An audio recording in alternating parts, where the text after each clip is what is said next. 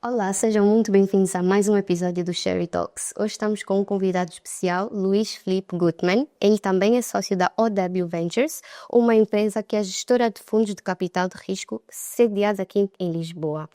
Hoje o Luís vai falar-nos um bocadinho sobre a sua trajetória aqui em Portugal e no Brasil, porque ele está nos dois mercados e vai falar-nos um bocadinho sobre essa diferença e também o que a empresa dele procura nas startups que apoiam, que são mais ligadas para a tecnologia e inovação, que vai ser o tema de hoje. Então, também estamos aqui com o Igor Esteves, o nosso convidado de sempre, vocês bem conhecem. Então, Igor, Olá. eu vou agora dizer.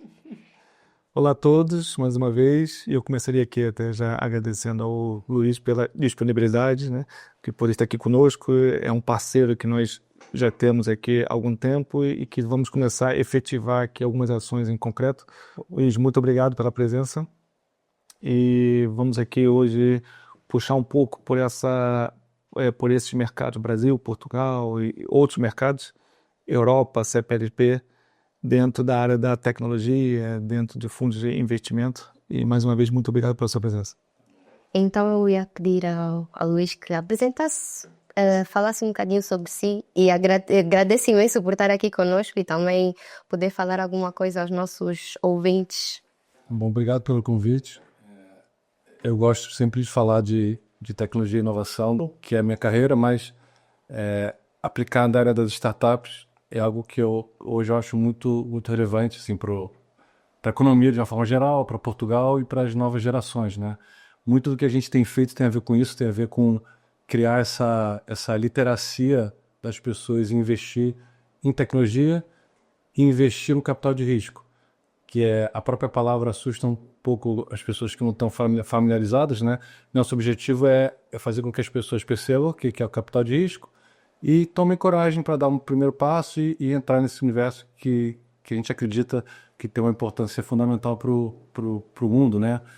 E pronto, a minha carreira ela foi desenvolvida no Brasil, a maior parte dela foi no Brasil na área de tecnologia. Fui developer e assim por diante, e trabalhei como CTO de empresas grandes, empresas pequenas, startups muitas vezes, em diversas indústrias. Então, o que permeou minha carreira muito foi essa pluralidade de indústrias. Trabalhei na educação, no mercado financeiro, entretenimento, uma série de coisas diferentes, e trabalhei um pouco nos Estados Unidos e bastante na América Latina. E acabei também conhecendo um pouco de outras culturas, e a minha carreira solidificou nisso. E a minha experiência nas startups sempre foi na área da tecnologia. Ajudar as startups a desenvolverem suas plataformas, seus ambientes tecnológicos, né, para poder crescer e expandir internacionalmente. Vim para Portugal em 2018 e continuei trabalhando na área da tecnologia. E, de novo, trabalhei num grande banco, trabalhei numa startup pequena e trabalhei a gente chama de uma scale-up, que é uma startup já no nível mais de crescimento mais acelerado. E em determinado momento eu resolvi virar um pouco o meu chapéu para a área do investimento. Então eu sempre estive na área do investimento em startups do lado das investidas e quis, por várias razões, virar um pouco para o lado dos investidores. E com alguns sócios, né, a gente criou algumas iniciativas nessa área, ligada a fundos de investimento em startups. E mais recentemente, como também falou, a gente criou a OW Ventures, que é hoje como a gente solidificou um pouco isso tudo que a gente vinha fazendo na imagem da OW Ventures. Então a OW Ventures ela tem sócios brasileiros, sócios portugueses, tem muito a ver com até como a carreira se desenvolveu, né? E a gente tem o nosso DNA é todo tecnologia. Todos os sócios têm uma bagagem tecnológica, são engenheiros, então não é uma gestora de fundos feita por advogados ou por financeiros, economistas. Ela é feita por engenheiros e pessoal da tecnologia, que, na nossa visão, isso tem uma mais-valia, mas é como a gente acredita que esse tipo de indústria deveria funcionar. Deveria funcionar com pessoas que entendem o outro lado. Então, a gente se posiciona muito assim. Então, a gestora foi criada para criar fundos para investir em startups de tecnologia e inovação, em diferentes estágios, mas com foco muito grande no que a gente chama de early stage, que é a startup na sua fase inicial, que é onde a startup precisa de mais apoio, ela precisa de capital, mas não tanto ainda, né? Porque ela está muito inicial, mas ela precisa de capital, precisa de muito apoio, e é onde o risco é muito alto, naturalmente, né? Porque são empresas que ainda estão a dar seus primeiros passos, ainda não se provaram, né?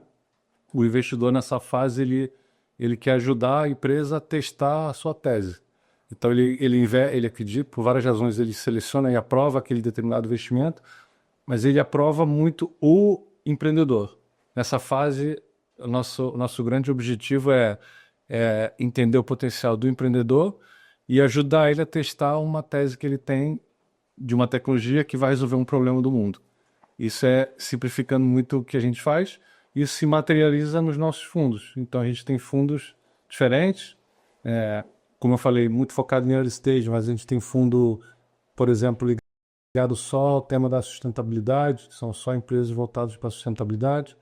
A gente tem um outro fundo, que é um fundo voltado para muito early stage, que a gente chama no mercado como um investimento pré-seed, que é basicamente o primeiro ou um dos primeiros investimentos que a empresa recebe. Então, tem várias abordagens diferentes, mas eu diria que o que eles têm em comum é que a nossa experiência de tecnologia, a gente tenta sempre colaborar muito de uma forma... Todos os investidores falam isso, né? Eu invisto e eu colaboro. Investidores de startups, isso é muito comum. Eu invisto, mas eu colaboro com a empresa. Mas eu posso fazer o papel de advogado do diabo e dizer que isso não é 100% verdade. Assim, eles podem querer ter essa intenção, mas muitas vezes o conhecimento foge, né? Então, existem estatísticas que mostram que alguns investidores até mais atrapalham do que ajudam. É isso que eu ia perguntar. Às vezes atrapalha mais do que... Sim. E até porque ele investe na fase errada. Se é um investidor que está acostumado a investir em empresas um pouco mais maduras e vai investir numa startup early stage, ele vai cobrar daquela startup coisas que ela não tem. Não está pronta, né? Relatórios. E ele vai cobrar, a empresa vai fazer o esforço para gerar e vai sair do foco do que ela deveria estar fazendo, que é testar o seu produto no mercado. Então, a gente tenta entender, obviamente a gente não é perfeito, mas a nossa visão é de ajustar a nossa demanda de acordo com a fase que a startup está, né? E o nosso contributo também. Se é uma startup muito early stage, eu estou à disposição de contribuir muito com elas, de ajudar em uma série de coisas, e a nossa bagagem de tecnologia, eu acho que tem um valor nisso. Se é uma startup ou uma empresa mais madura, ela precisa de outro tipo de apoio. Ela precisa de um apoio para conseguir outros investidores, ou para entrar no outro país, ou para entrar no Brasil, fazer arrumar um cliente muito grande. A gente também ajuda, mas eu tenho que perceber qual é o perfil e a fase que a empresa está. Então, é um pouco a forma que a gente enxerga a nossa indústria. A OW, só para concluir, ela é muito recente. A OW Ventures ela é nova. Nós temos uma experiência de mais de 15 anos em investimento em startups, em outros fundos e investimentos diretos também, que os sócios fizeram ao longo do tempo. O nosso portfólio combinado, eu falei que a gente tem sócios brasileiros e portugueses, né? Nosso portfólio combinado tem ali mais de 70 empresas que nós já investimos, startups, de várias indústrias, entre Brasil e Portugal. E então a OW ela é muito recente, mas ela materializou um pouco a experiência que nós já tínhamos no passado. Então. Eu acho super interessante falarmos sobre startups com dois especialistas nisso. Como vocês sabem, o Igor tem uma incubadora que estamos aqui a fazer o programa. E eu fiquei, durante a conversa, o que estava a dizer é que vocês investem muito em startups no início. Eu queria saber de vocês os dois, se vocês não acham esse tipo de investimento um bocadinho perigoso, um bocadinho instável, já que, pronto, é uma startup que está a começar agora, ainda não tem bases, ainda não tem o conhecimento do mercado e vocês têm que investir e é dinheiro tem que ter retorno, por isso é que é um investimento. Eu queria muito saber de vocês os dois se vocês não acham isso um bocadinho perigoso e quais são assim as características que vocês procuram numa startup que está no início, que vocês olhem e dizem, ok, eu vou investir nisso, eu posso investir nisso porque isso é algo que vai ter retorno. Pronto. Muito arriscado, é perigoso, não sei se é a melhor palavra, é perigoso, mas certamente é. Por isso que é um investimento de risco. Então, uma coisa que a gente faz muita questão, até quando tem investidores iniciantes, né, faz parte da tal literacia, é ele perceber muito bem o risco que ele vai correr. Num investimento num fundo de capital de risco, ele pode perder todo o investimento. eu vou investir numa empresa, que a empresa ela falir, ela quebrar, eu perco o meu investimento. Então, existe um potencial de perda grande, mas ao mesmo tempo existe um potencial de retorno imenso, muito maior do que o valor investido, né? Uma empresa que tem um performance excelente, esse valor pode ser exponencial. Não é uma ciência exata, é muito difícil, né? É óbvio, né? Mas existem maneiras que os fundos ou os investidores fazem para, primeiro, tentar escolher bem onde vai investir, e outra é tentar diminuir o risco para os seus investidores. Então, primeiro, a primeira pergunta que é sobre onde eu vou investir.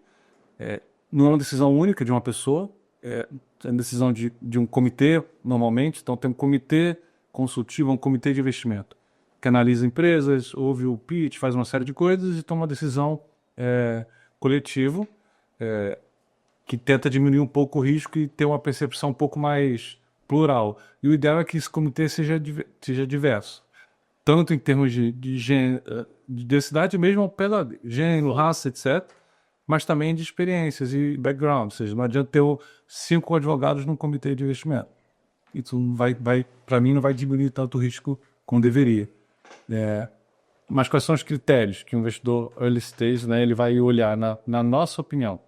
Como eu falei, se é uma startup muito no seu início, né, a gente olha muito os founders, né, os empreendedores, o perfil do empreendedor, quanto que ele está conectado com o problema, quanto que ele entende do problema que ele vai resolver, se aquele problema é um problema real, qual é o tamanho daquele problema, se é um problema que é grande, o mercado é grande, mas ele ainda vai crescer muito, se é uma solução que ela não é óbvia. Às vezes a solução óbvia também é boa, mas se uma solução não é óbvia, a gente também desperta um pouco o nosso interesse. Então, é um pouco isso, mas a palavra-chave é o perfil do empreendedor. Não é a performance da empresa naquela fase, não é quanto eles já geraram de receita, não é que são métricas que a gente usa para umas empresas numa fase um pouco mais avançada. Eu digo isso porque é muito comum ter esse erro. Um investidor vai investir numa empresa muito iniciante, né, uma early stage, e pede, por exemplo, um relatório financeiro de 2, 3 anos. A empresa Não tem. ela não tem isso. Ela está querendo testar uma ideia para resolver um potencial problema no mundo. A gente tem que olhar se eu acho que aquela ideia é interessante.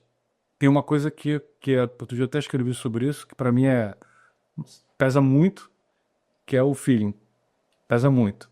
Então, o feeling do investidor nessa fase tem um peso importantíssimo, porque o feeling é um pouco o resultado das experiências de cada um, né? Então, assim, a gente olha uma coisa, o grupo de investidores tem sua bagagem, seu background, e tem um feeling sobre aquilo. Pá, isso aqui, eu acho que ele tem um potencial. Vamos mergulhar um pouquinho, vamos conversar com o founder, vamos entender o mercado.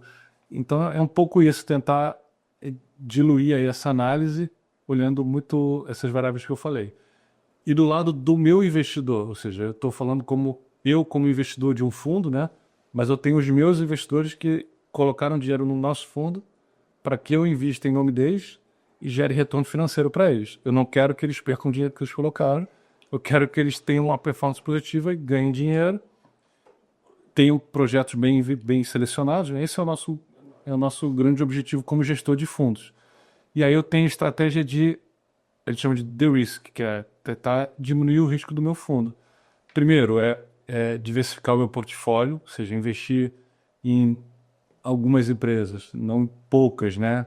Em algumas, ou muitas, que sejam de mercados um pouco diferentes, que possa ter um pouco de proteção do meu investimento. Não adianta eu pegar aquele investimento e colocar tudo numa empresa só. Exato. Ou eu colocar em 10 empresas do mesmo setor. 10 empresas da mesma área geográfica. Então, a gente tenta diversificar ao máximo para poder diminuir o risco para o meu investidor. Então, a gente tem que olhar sempre esses dois lados.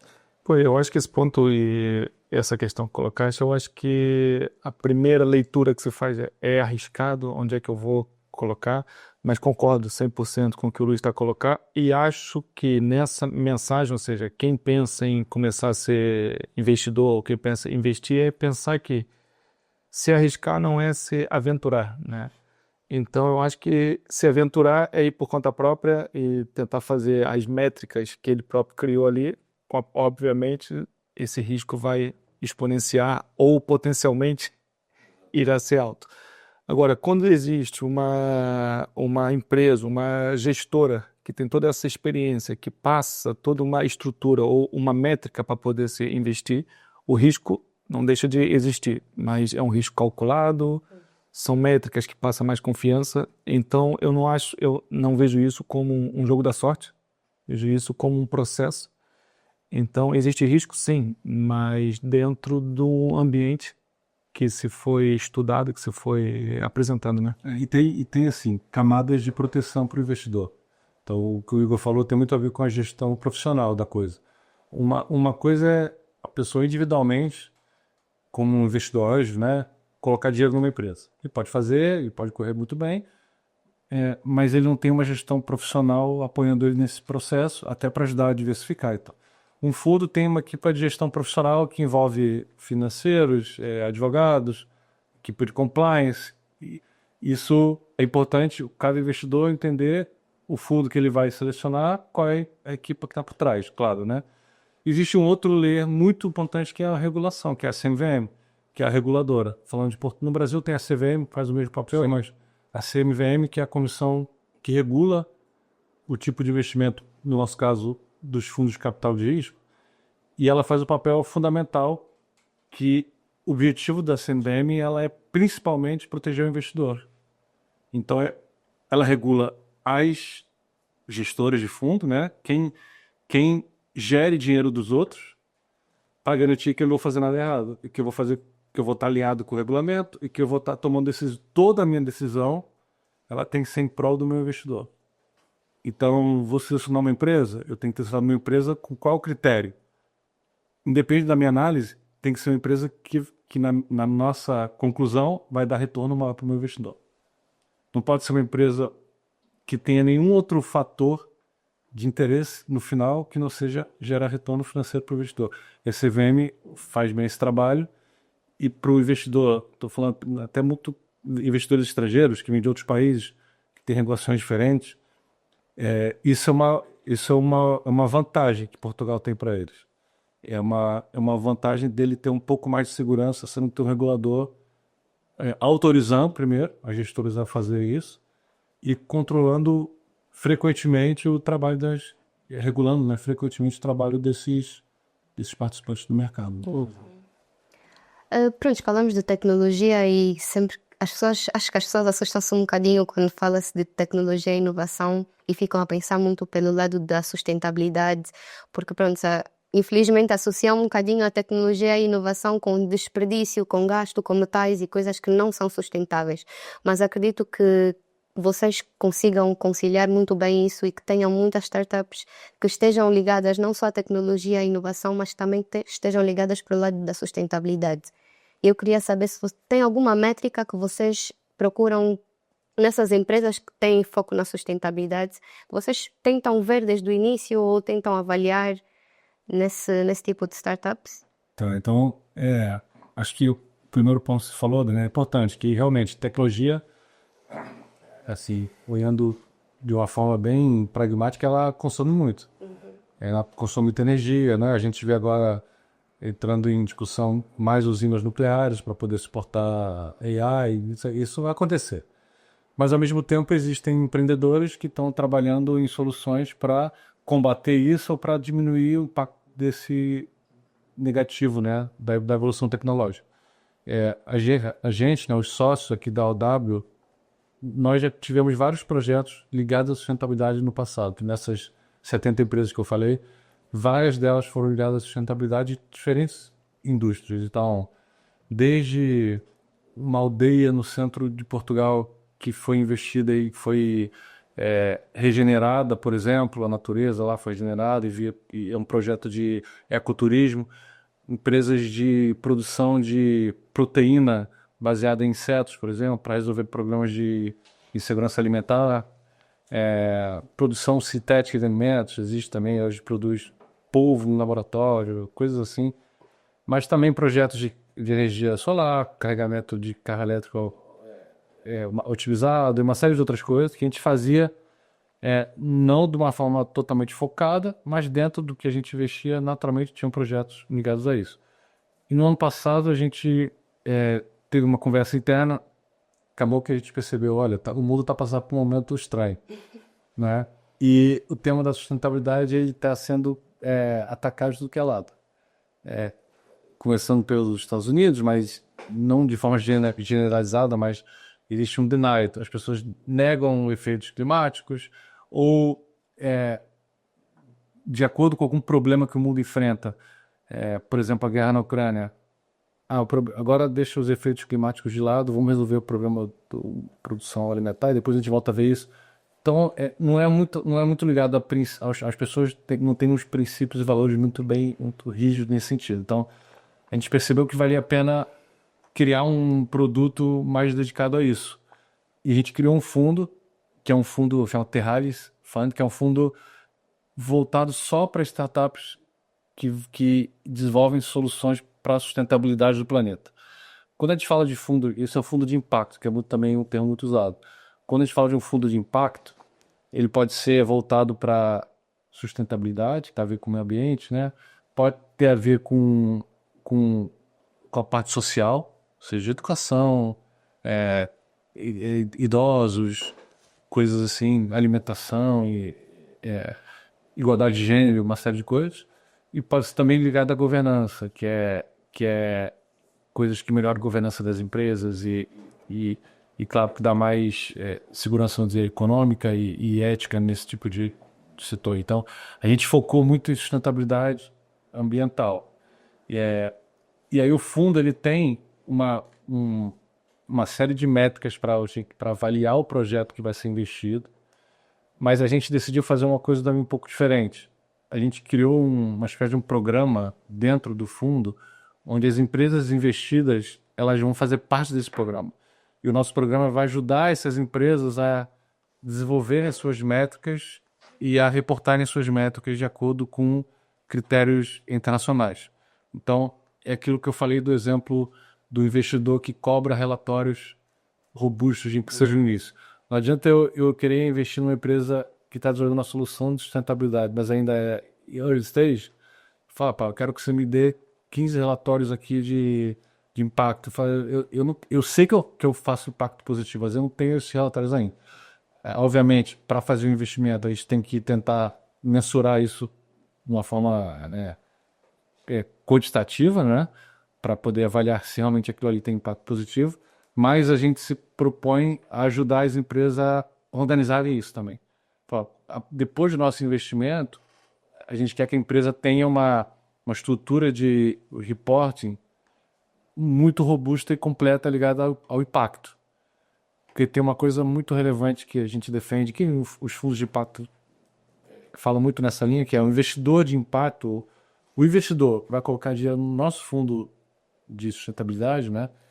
Ele quer dois objetivos. Ele quer objetivo financeiro e impacto.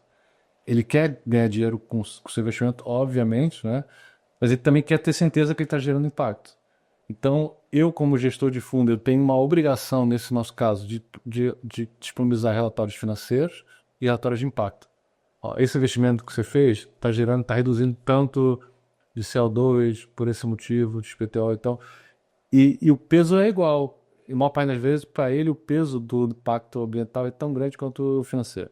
Ele quer ter, a gente fala investimento com propósito, ele quer as duas coisas. Se eu investir numa empresa que dê um retorno financeiro enorme, mas que, sei lá, acabe com a água, ou polua, ou gere resíduo, ele não vai estar satisfeito. Então, tem que ter esse cuidado de balancear essas duas coisas. Fiquei feliz em saber. E pronto, já agora sei que está envolvido no ecossistema português, no ecossistema brasileiro, e pronto, são áreas completamente diferentes, são pessoas completamente diferentes, países completamente diferentes e culturas completamente diferentes. Eu queria saber se nota alguma diferença em termos de startups em cada ecossistema, entre Portugal, Brasil, e se tiver um outro, melhor ainda. Sim, com certeza tem muita diferença. A própria língua eu falo que é diferente, né? Não é igual, pô. Quem não está acostumado com Portugal, chega aqui e não vai navegar também no idioma ainda mesmo brasileiro, você sabe, né? Então, mas a diferença cultural é muito grande. O Brasil ele tem um perfil muito americanizado, né? Os países da América Latina sofreram muita influência dos Estados Unidos ao longo do tempo, então a cultura é muito baseada no que acontece lá nos Estados Unidos e isso reflete nas empresas, desde a forma que as pessoas trabalham, os horários de trabalho, a relação, né, vida pessoal e profissional é muito baseada ali nos Estados Unidos. Isso tem prós e contras. E Portugal já é um perfil europeu completamente diferente nesse sentido. O balanço vida pessoal e trabalho é outro, é diferente. Então, as empresas querendo navegar nesses dois países, né, ou regiões, tem que saber, tem que entender e saber que é assim que funciona. Acho que uma decisão errada seria tentar lutar contra uma dessas coisas ou tentar transformar. Isso não funcionaria bem. Ela tem que saber bem a cultura do país onde ela está entrando. E o mercado brasileiro ele é muito grande, né? Ele é quase que uma na Europa, se for pensar em complexidade. São vários estados, né? Os distritos, e cada estado já tem uma cultura diferente, com hábitos e o potencial econômico é gigante. Então, uma startup no Brasil, ela pode muito bem virar gigantesca só no Brasil, sem precisar sair do Brasil para nada. Uma startup portuguesa, ela obrigatoriamente tem que sair de Portugal. Ela não vai, se ela ficar só em Portugal, ela vai estar limitada a um teto muito baixo. E a empresa portuguesa, ela desde o início ela já está a olhar a Espanha, o longo prazo ali o Reino Unido e os sonhos de consumo dos Estados Unidos, tá? O Brasil já é muito grande, então primeiro ela tenta se consolidar no Brasil. Se ela se consolidar no Brasil, ela já é gigantesca. Que a gente está falando de mais de 200 milhões de pessoas, com uma economia que é grande também em termos de consumo, e isso reflete na qualidade também das empresas. A qualidade das startups no Brasil ela é muito alta, é muito boa, e é um mercado muito competitivo. A qualidade dos founders portugueses ou que estão em Portugal é muito alta, eles são muito talentosos, só que o mercado é muito menos competitivo que o mercado brasileiro. Isso, então, às vezes, cria um cenário, uma armadilha, né? A empresa ela tem uma performance muito boa em Portugal, entra no Brasil e ela se assusta, ou ela vai para a Espanha e também não consegue, porque ela tem uma visão meio míope da coisa. Se a empresa no Brasil ela está muito bem, ela consegue depois dar um passo maior com uma facilidade E mais confortável, né? confortável. Do que o inverso. Isso a gente vê muito nessa jornada de um país para o outro. O que a gente costuma fazer no nosso lado, né, é muito ajudar empresas que estão em Portugal, nossos fundos eles são fundos, na maior parte das vezes, para investir em Portugal. Então a gente ajuda empresas que estão aqui a entrar no mercado brasileiro. Como que a gente ajuda? A gente tem contatos, né? Primeiro uma network lá que pode trazer clientes para essas empresas, eventualmente conectar com outros investidores locais que possam querer investir nessa empresa lá e principalmente ajudar a empresa a entender o que é o Brasil. Então ela pensa no Brasil, quem não conhece a fundo, imagina Rio de Janeiro e São Paulo.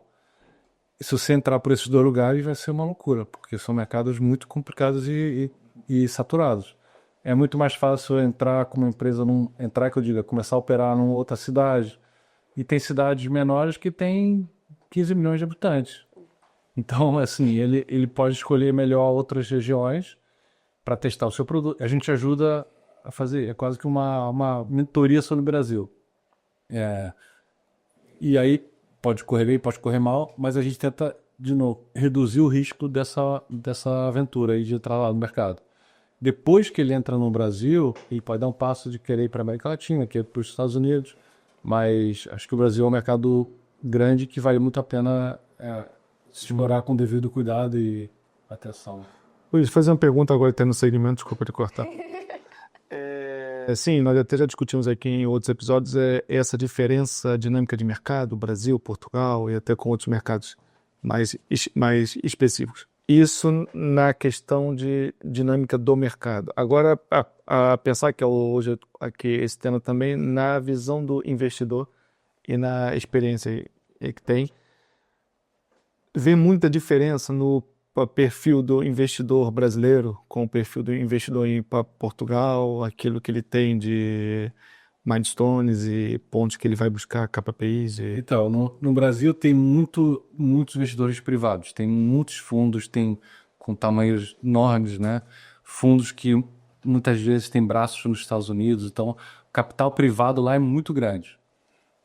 Mesmo proporcionalmente, é muito maior do que o capital privado em Portugal. Sim. Em Portugal a gente tem muito financiamento público, ou projetos públicos de apoio europeus, né? Que lá já não há tanto assim. Então tem esse paralelo, já é uma diferença muito grande. Ou seja, aqui e a gente vê, né, empresas que querem vir para Portugal que ouviram lá no Oasis de financiamento público. Olha, eu chegar ali e vou ganhar uma verba do... Não é assim que funciona, mas essa é a imagem que se tem. Verdade. E no Brasil tem muitos investidores privados. Por outro lado, a empresa também fala, vou para o Brasil, vou conseguir captar dinheiro tem muito fundo.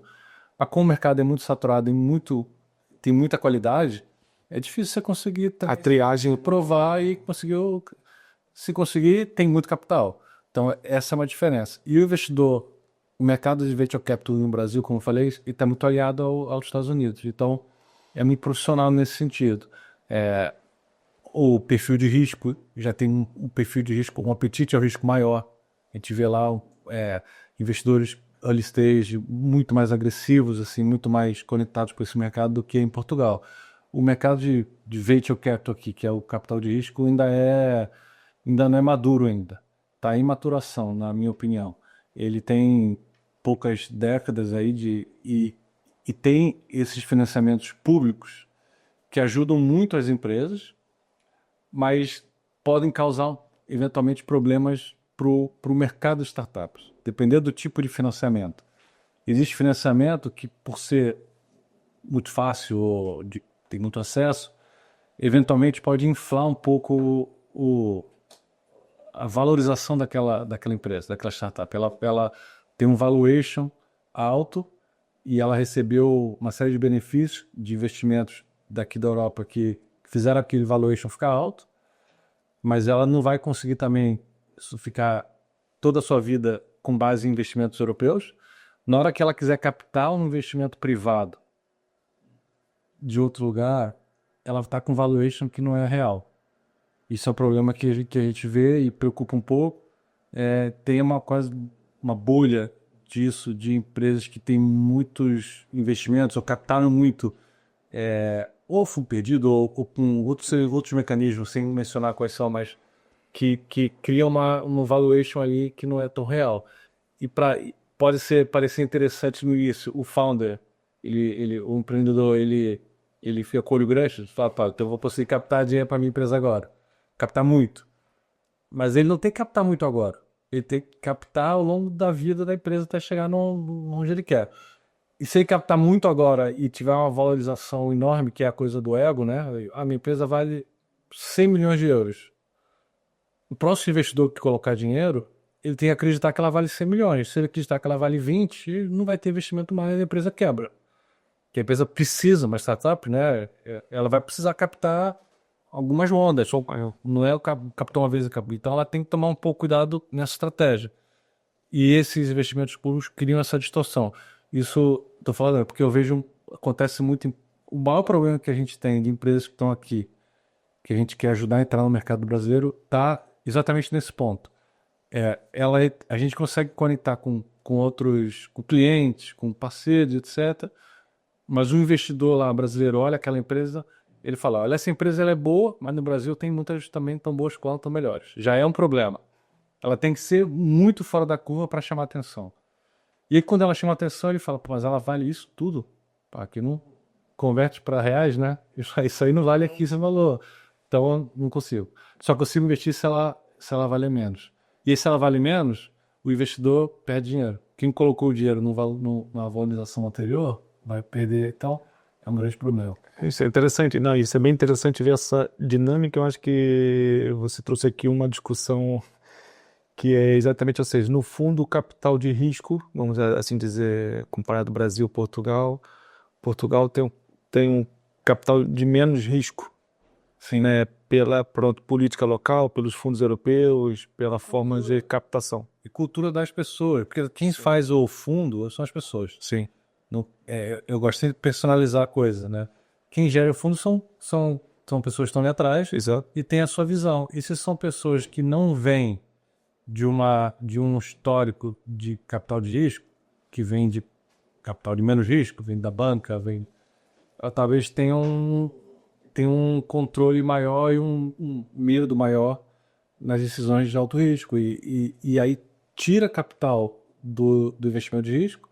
Na nossa opinião, é ruim para Portugal, porque diminui o empreendedorismo, ou seja, gera menos empregos, uma série de problemas. Mas é comum, por exemplo, a gente vê nesses investimentos iniciais, eu vou investir nessa empresa, mas só se esses 3 fundos entrarem junto comigo. Ou só se conseguir ganhar o tal fundo europeu, você tem sempre uma margem de segurança, né? Claro que eu não vou criticar. Claro, sim, é estratégia, né? Mas, E, de novo, voltando naquelas coisas que eu falei antes, o investidor também, o gestor do fundo, ele quer garantir que o seu investidor não perde dinheiro, né? exato. Então, eles estão alinhados, eu diria, nesse sentido. Ou seja, joga-se pelo seguro, mas condiciona depois todo o O desenvolvimento. que eu acho é que, se é um investidor de capital de risco, você tem que investir com risco e saber mitigar o teu risco. Ok. Não é não tomar risco, é isso. Acho que tem que tomar risco e saber tomar os melhores riscos, é isso. Também tomaste a viragem aqui. Parece meio... Não, mas é. Faz sentido. Bem, eu não quero estar aqui a aprender os nossos dois empresários porque o tempo vai passando, né? E eles têm as suas empresas para ir tomar conta, graças a Deus. Mas não quero terminar assim, eu preciso terminar com mais 2 questões muito, muito rápidas. Só para os nossos ouvintes, se calhar tem aqui pessoas que estão a criar a sua primeira startup e têm algumas dúvidas e eu não quero que eles deixem esse episódio com dúvidas.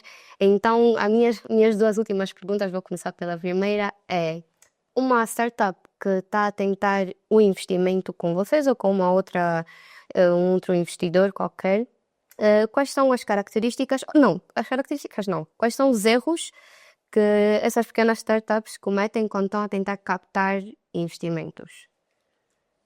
Primeiro é, assim, focar muito na solução e não no problema.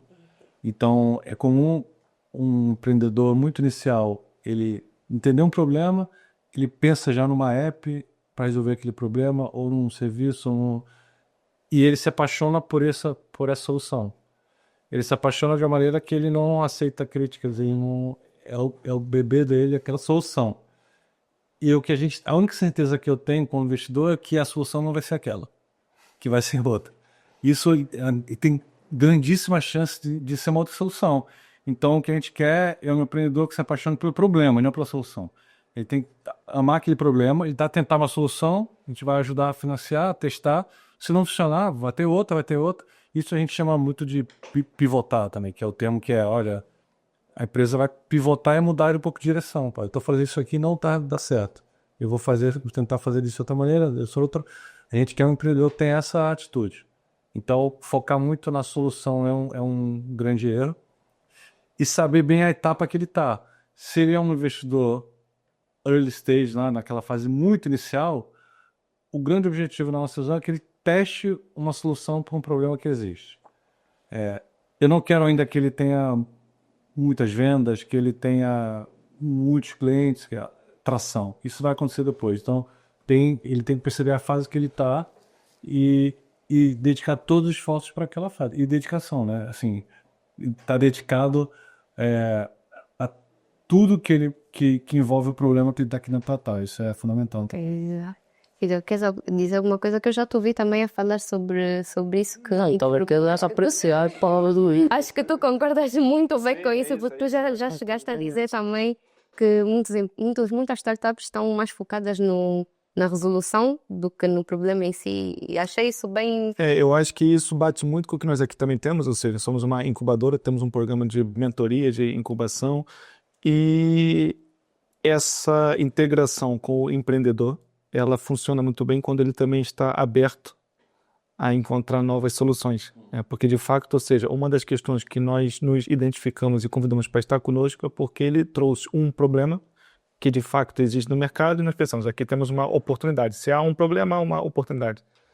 Mas se ele já traz a solução e está fechado naquela solução de fato, isso vai condicionar toda a evolução do seu projeto e o que nós queremos é um projeto em que ele faça um bom MVP, que ele consiga se desenvolver. Então eu concordo plenamente na lógica nossa da incubadora, Sim. que vai acabar, ou seja, queremos preparar para que ele chegue ao Luiz bem preparado para que ele tenha uma boa ronda, tenha um bom investimento. Estou completamente de acordo.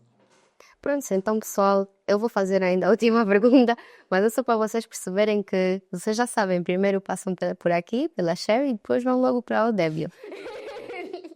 Mas então, para encerrarmos, Luís, eu queria muito que explicasses para os pequenos empreendedores que estão a ver o nosso programa, o nosso podcast, como é que eles chegam até ti? Como é que eles chegam até a sua empresa? O que é que eles têm que fazer para chegar a esse... Pronto, nós. Então, primeiro que a gente é muito ativo nas redes sociais. Eu e meus sócios no LinkedIn é muito fácil falar comigo. Eu falo que estou sempre disponível. Eu vou tentar responder de acordo com o meu tempo, mas eu não sou fechado, sou aberto, converso. Se tiver tempo eu ouço a ideia e dou o feedback. E eu tanto não enrolo. Então eu falo, não vou investir. Não consigo, ou não investir porque eu não quero, porque não tenho nenhum fundo agora que está em fase de investimento também. Mas eu ajudo no que eu puder. Isso é uma coisa que eu gosto de fazer e meus sócios também têm sempre essa disponibilidade. Então, primeiro no LinkedIn, procurarem facilmente vão me achar. Eu sou muito ativo por ali. Nos sites, né, da OW Ventures e dos nossos fundos, então a gente tem um fundo que hoje é o Angels Way, que é um fundo pré-seed. Normalmente nos sites tem um espaço onde o investidor ele pode falar conosco. No caso do Angels Way, que é um fundo que está muito ativo agora, é um fundo de investimento pré-seed colaborativo, ele é um pouquinho diferente do que se vê, ou seja, não há um espaço onde o investidor faz o pitch. O Angels Way é um fundo que ele tem hoje 436 investidores individuais, e que são os angels, né? E nossa estratégia é que um empreendedor ele procure um desses angels para ser o seu angel father. E esse angel father vai apresentar o projeto para a comunidade de investidores e vamos debater e vamos seguir uma série de processos internos, mas ele não tem um formulário de preenche esse candidato. Ele tem que arrumar uma pessoa que seja um dos investidores. Ele também encontra isso muito fácil no LinkedIn e ele consegue, então, defende o seu projeto. Se aquele investidor gostar da ideia, ele vai ser o angel father para a comunidade. No caso do Angels Way é assim. Nos outros fundos, normalmente nós temos os formulários para fazer a submissão ou fala conosco ali nas redes sociais. Então E nos eventos também. Está sempre nos eventos. Se alguém esbarrar, pode ir. Vamos ter um ainda depois aqui vamos ter um aqui na Sherry também para poder fazer em parceria com a W. Então vamos ter que... Fiquem atentos, vão ter que aparecer aqui no evento. Então pronto, vamos terminar hoje o nosso episódio. Muito obrigada, Luís. Muito obrigada, Igor. E vocês fiquem atentos antes de vocês irem para o próximo passo, que é o investimento. Programem bem a vossa startup, façam tudo devagar, escrevam tudo muito bem e foco no problema. Já os nossos especialistas já disseram, foquem no problema antes de vocês darem a solução, porque vocês têm que dar a solução certa para o problema real, porque o problema pode não ser só uma coisinha, pode ser bem maior do que aquilo que tu viste. Então procura sempre mais opiniões de especialistas. Então, é isso. Tem alguma coisa a dizer, senhores, para encerrarmos? Agradecer mais uma vez, Dânia, muito bem, muito obrigado. E ao Luís também, mais uma vez, acho que foi uma conversa bem assim, direta, a tentar desmistificar aqui algumas coisas, acho que foi produtivo e seguimos aqui nessa nossa parceria e em breve talvez possamos ter aqui um bom estudo de caso para apresentar. Foi bom, obrigado pelo convite, pessoal. Eu acho que é bom sempre criar essa cultura de aprendizagem, né? Então, o mercado, como eu falei, Portugal está em maturação, mas é importante as pessoas serem educadas para isso. E eu acho que não custa nada quem está no mercado ajudar os mais novos, quem está a entrar, não novos de idade, mas novos no mercado, né? Então, criar um ambiente onde as pessoas tenham mais interesse para fazer investimentos de risco dentro obviamente, da sua capacidade, né? Que isso, no fundo, na nossa visão, é isso que faz o país crescer. Que gera empregos, que mantém os jovens aqui, né? Então, a gente vê jovens qualificados saindo de Portugal. Então, isso tem uma série de benefícios que são consequência do capital de risco. E para nossa visão, isso tudo começa com a educação. Então, esse tipo de conteúdo é muito relevante para isso. Tá. E é isso. Tchau, tchau. Até o próximo episódio.